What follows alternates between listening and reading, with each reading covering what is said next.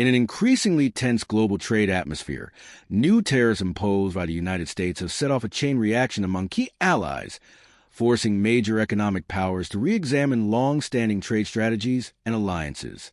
The situation unfolded when the U.S. government, determined to revive its domestic industries, implemented steep tariffs on steel and aluminum, a move that was justified as a protective measure for American manufacturing, but which quickly raised serious concerns among its traditional trading partners. Over the past several days, diplomatic channels have been abuzz with discussions as governments in Europe and North America scramble to assess the potential impact of these tariffs on their economies. The controversy began when the United States, citing the need to protect its industrial base and counter what it perceives as unfair trade practices, imposed significant tariffs on imports of steel and aluminum. These measures, which were framed as necessary for the revival of American production, immediately resonated across the Atlantic. Germany, known not only for its engineering prowess, but also for its status as one of Europe's largest steel producers, was among the first to voice its concerns. German industry leaders, already reeling from the economic uncertainties of the past few years, saw these tariffs as a direct threat to their core sectors, most notably the automotive industry. Germany's automotive sector, which has long been the pride of the nation with iconic brands such as BMW, Mercedes, and Volkswagen, now finds itself on the brink of a potential crisis.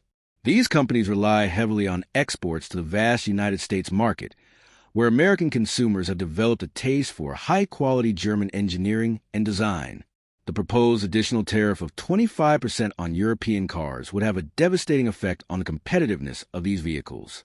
In detailed discussions with industry representatives, several German officials stressed that the imposition of such a high tariff could lead to significantly increased prices, a drop in sales, and ultimately, severe job losses. The automotive industry is not just a symbol of German innovation. It is a critical pillar of the nation's economy, providing employment for hundreds of thousands of people and generating substantial export revenue. While the German government has traditionally relied on the collective decision-making process of the European Union to address trade issues, the urgency of the current situation has prompted a more assertive stance. German authorities have made it clear that if the United States moves forward with a 25% tariff on automobiles, the country will not sit idly by.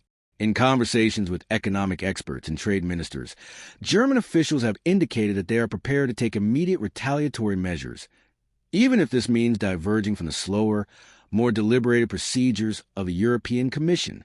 Such unilateral action is seen as necessary to protect sensitive industries that are vital to the nation's economic health, even if it risks creating some tension within the broader framework of the European Union. Across the Atlantic, Canada finds itself in a similarly precarious position. As the United States' largest supplier of steel and aluminum for many years, Canada has built its economy on a foundation of deep economic integration with its southern neighbor. The imposition of tariffs not only disrupts established trade flows, but also challenges Canada's strategic economic interests. Canadian officials have described the tariffs as both unfair and economically damaging. In private briefings, representatives from Canada's Trade Ministry noted that the tariffs could severely impair the nation's export capabilities, particularly in industries that rely on the smooth flow of raw materials and industrial components to the United States. This disruption could force Canadian businesses to explore alternative markets at a time when global competition is already fierce. The fallout from these tariffs has led to intense diplomatic discussions between Germany and Canada, as both nations face similar challenges from the new U.S. trade policy.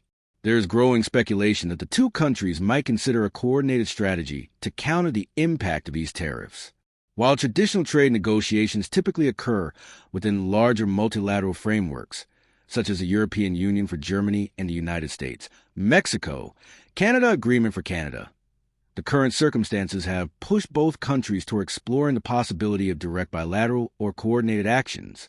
Behind closed doors, economic advisors in both Berlin and Ottawa have been weighing the benefits of synchronized retaliation.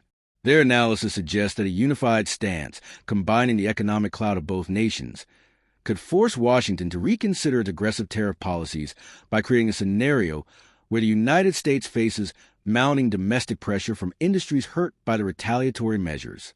The idea of coordinated retaliation, however, is not without its risks. Trade analysts warn that any attempt to engage in tit-for-tat measures could quickly escalate into a full-blown trade war.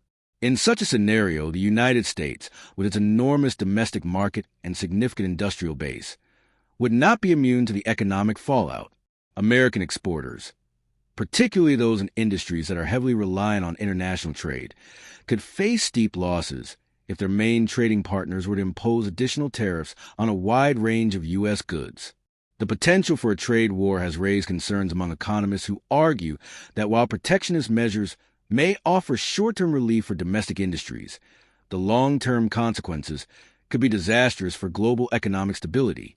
They point to historical examples where escalating trade disputes have led to prolonged periods of economic stagnation, highlighting the risks associated with abandoning the principles of free trade.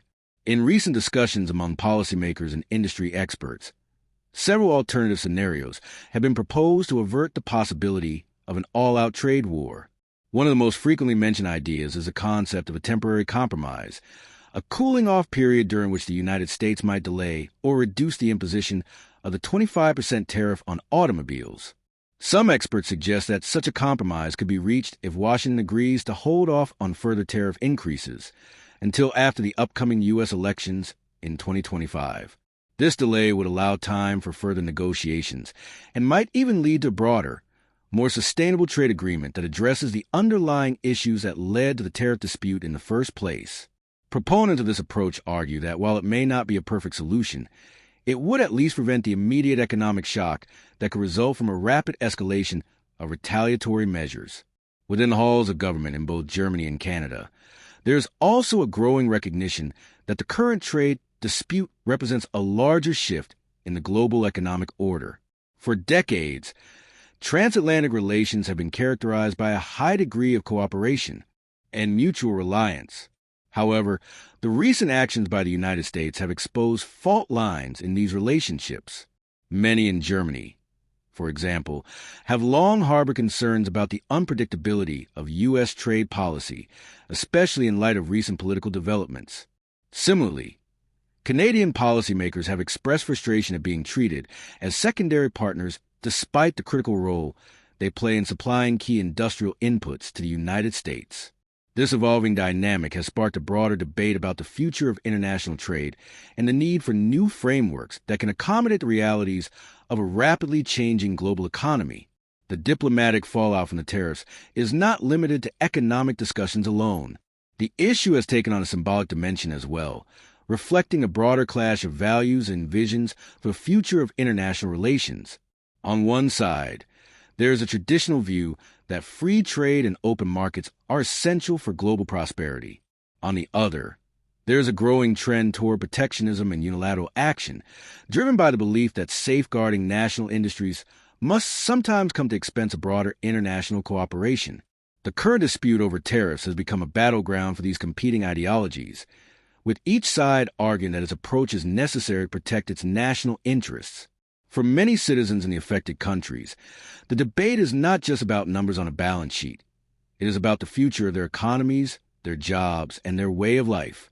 As discussions continue, high-level meetings between trade ministers and economic advisors have become increasingly frequent.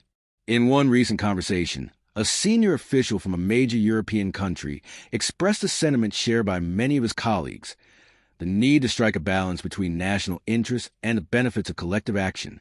He emphasized that while rapid, decisive action might be necessary to mitigate immediate harm, any long-term strategy must ultimately be rooted in cooperation and dialogue. This cautious optimism is echoed by several experts who believe that even though the current situation is fraught with tension, there is still room for compromise.